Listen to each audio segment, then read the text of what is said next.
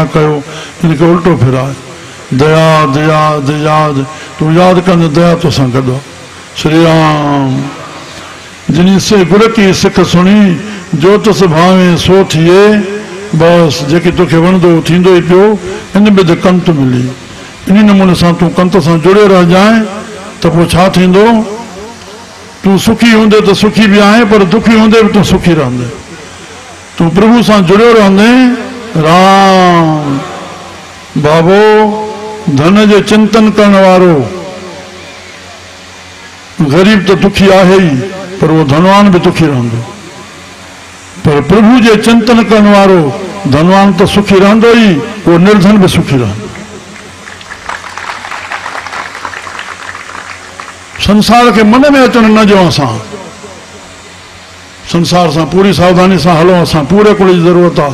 संसार अंदर आयो तो पोइ विकार काम ईर्खाऊं हे हो ॾाढो कुछ ॾिसणो पवंदो। नाम के रखो जंहिंमें गुण प्रकट थियनि सराह थियूं पंहिंजो भलो थिए ॿियो ॾिसदड़ ॿोतड़ बि असां मां प्रेरणा स्रोत थी वञो संसार जा।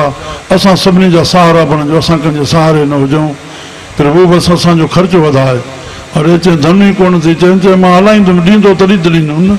असां भावना कयूं सब जो भलो कयूं त पाण ई ईंदो न। स्वामी विवेकानंद 150 वरे जंहिंजो हले थो स्वार्थ जी परिभाषा कई अथई। स्वार्थ जेका सिंध जी वेदोकृत संस्कृत ही ॿिए जे भले में तुंहिंजो भलो हुन स्वार्थ जी उहा ई माना कई। तुंहिंजो पंहिंजो मक़सदु इहो आहे तूं ॿिए जो भलो कर तुंहिंजो मक़सदु हल थिए तुंहिंजो मक़सदु पूरो थिए इहो ई स्वार्थ आहे। श्री राम हुक्मी सृष्टि साजियन वो भित संसारा पौड़ी चढ़ाई इन वृत्ति के ॼाणाए करे पोइ मथे प्रभु जी सिफ़त कनि था। हुकुम सां सृष्टि ठाही अथई अनेक रूपनि सां संसार ठाहियो अथई। तेरा हुकुम न जापी केतिरा तुंहिंजो हुकुम चयो न वेंदो। कंहिंजे मथां छा थो गुज़ारे कंहिंखे छा थो कराए कंहिंजे मथां छा थो गुज़ारे न प्रशन करे सघिबो न उत्तर मिली सघंदो। केॾा बि पुञ कयूं कॾहिं फल ॾींदे न प्रशन करे सघंदासीं न जवाबु मिलंदो फल अवसि मिलंदो। राम सचे अलख पारा तूं लखियो न वेंदे तुंहिंजो पार न पातो थो वञे। एक नानू तूं मेल ले हिकिड़नि खे पाण सां मिलाए रखे थो। गुर शब्द वीचारा कहिड़े माध्यम सां गुरु जे शब्द जे वीचार सां बसि जो हर जपे सो हर जे हा सच रते से निर्मले ॿई पद आख़िरी असां ध्यान में फतवा जा रखूं। सच रते से निर्मले सच सां रचबासीं प्रेम कंदासीं मन निर्मल थींदो। छाम मन निर्मल थींदो मलन छामे थो थिए असांजो मन। हाँ में तज विकार आहे मां मुंहिंजो ग़रीब खां वठी शाहूकार ताईं जंहिंजे अंदर में मां मुंहिंजो हूंदो माफ़ रखिजो। गुरु नानक खे चवणो पइजियो दीवाने को कलम एका हमा तुमा मेल हिक ई नरमाद सॼे संसार में आहिनि पर हित अची करके जिन हमा तुमा कई दरले लेखा पीड़ छुटे नानका ज्यों तेल। गुरु नानक जी वाणी आहे जगत गुरु जी ज्योति स्वरूप जी वो तेल वांगे पीड़ बा पिया जेके हव में जी रहा। भगवान कृष्ण गीता में चयो हे संसार रूपी वृक्ष बीठो छाते हा मां मुंहिंजे ते हे अर्जुन इन के ज्ञान जो खड़ग सां कटेसि। छा कटणो आहे ज्ञान जो खड़ग कहिड़ो आहे साईं सभु तूं सभु तुंहिंजो साईं सभु चई सघंदासीं मुख मां साईं साईं सभु तूं सभु तुंहिंजो। अरे सभु बणियो पिया बाबो सभु बणियो पिया तुंहिंजे ॼमण खां अॻु में खीर तयारु हो कीअं पोइ ठहियो तुंहिंजे वधण खां पोइ खेॾणो अॻु में तयारु हुया तुंहिंजे अञा वधण खां पोइ किताब अॻु में तयारु आहे स्कूल अॻु में तयारु आहे मास्तर अॻु में तयारु आहे तूं जवान थिए छोकिरी अॻु में तयारु हुई। कहिड़ी शइ आहे जेका पोइ ठाहिणी पई तुंहिंजे लाइ सभु कुझु तयारु आहे।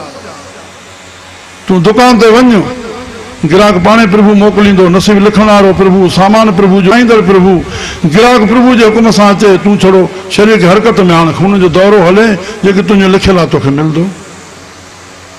जेके त वेठा आहियूं शलइयो शब्द असांजो ख़तमु थिए और असांजो विवेकानंद जी आज्ञा ॾे इहो कॾहिं बि जीव इहो मन में न आणे त मां कंहिंखे सहयोग थो जंहिंखे सिंधी में मदद चइबो आहे या कॾहिं भुल न थिए। 21 सुफ़ा शेवा ते लिखिया तोखे शेवा लाइ जीवन मिलियो आहे। हाँ हे बंदो कंहिंजी शेवा थो करे उहो महिरबानी मञे थो एहसान मञे थो इहो हुनजो धर्म आहे। तूं मन में मदद न चओ तोखे शेवा लाइ जनम मिलियो आहे तूं शेवा कर राम शेवा कर। असांजे जेके प्रभु कार्य हलाइनि था रिपोर्ट ईअं थींदी आहे।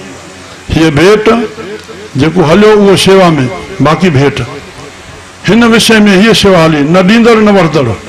हिन विषय में केश जी इहा रिपोर्ट पढ़बी आहे।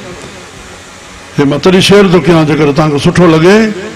हिन विषय में हेतिरी शेवा थी, बसि कंहिंखे मदद कईसीं, कंहिं कई थी केश सां। केश काॾों आई, काॾे वई? जेतिरो निष्काम शेवा कंदासीं कम तो ओतिरो ई थींदो शरीर में, जेतिरी ईश्वर बल बुद्धि बख़्शी आहे। पर जेतिरो निष्काम थी कंदासीं उन सां अंतःकरण शुद्ध थींदी और उनजो फल असीम थींदो। इहो गीता जो कथन आहे। हाणे असांजी मर्ज़ी आहे। राम राम निष्कामी थियूं, चलो निष्कामी थियूं, चलो निष्कामी थियूं। हिते साहब चवंदा इकनानू तूं मेल गुर शब्द विचारा, सच रते से निर्मले हव में तज विकारा। मां मुंहिंजो हटिजी वञे, विकार हटिजी वञनि। जिस तूं मेले सो तुध मिले, सोई सच यारा। जेके प्रभु तूं मिलाईंदे अकर सुठा लॻनि था, जेके उहो मिलाए त प्रभु को कृपा करो, पाण खे मिलाए रखंदो। जिन खे मिलाए रखे अॼु उन्हनि जी जय जयकार आहे न। हे कंहिंजा मल्हाइजनि, मेला मल्हाइजनि था, कंहिंखे मथो टेकियूं था, कंहिंखां आशीष घुरूं था। सभु असां थी सघंदा आहियूं। गुरू ग्रंथ साहिब में 32 संतनि जी वाणी सभई गृहस्थी हुया, सभई। चलो दरबार वारनि खे प्रभु जी कृपा थिए।